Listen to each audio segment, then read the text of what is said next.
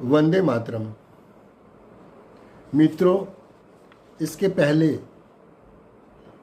के एपिसोड गीता ज्ञान 3 में मैंने चर्चा की थी कि गीता में यज्ञ सिर्फ हवन करना नहीं है।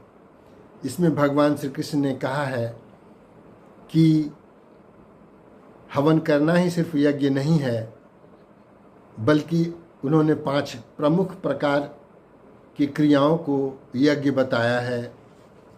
उसमें से एक है प्राणायाम यज्ञ। आज मैं उसकी चर्चा करूंगा।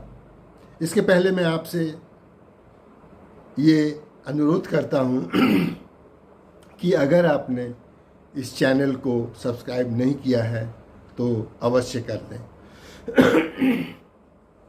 मित्रों, प्राणायाम यज्ञ यानी सांसों पर नियंत्रण, सांसों को लेना और सांसों को छोड़ना, इसे भगवान ने एक यज्ञ बताया है। आज उसी पर चर्चा करेंगे। चैप्टर 4, गीता चैप्टर 4 टेक्स्ट 29-30 में भगवान ने एक गहरा सत्य हम लोगों के सामने रखा है। उनका कहना है कि अगर आप सांसों पर नियंत्रण कर लेते हैं और अपने भोजन और अगर अपनी आदतों पर संयम ले आते हैं तो यही असली यज्ञ है।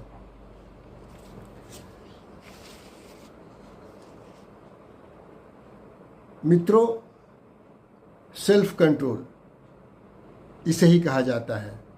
जब आप प्राणायाम यज्ञ करते हैं, सांसों के आने और जाने पर कंट्रोल, अपने भोजन पर कंट्रोल।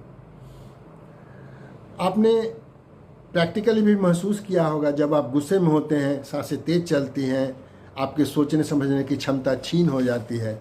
लेकिन धीरे धीरे जब मन शांत होता है तो आप अच्छी प्रकार से सोच सकते हैं। जब आप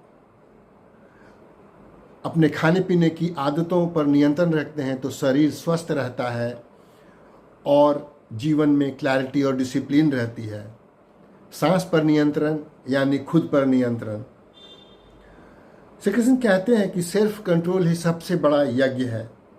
अगर आपने सेल्फ कंट्रोल कर लिया तो आपने जग जीत लिया। आज के समय में जहाँ गुस्सा, तनाव और डिस्ट्रैक्शन हर जगह है, गीता हमें सिखाती है कि अगर आपने खुद पर नियंत्रण कर लिया तो आपका जीवन संतुलित हो जाएगा।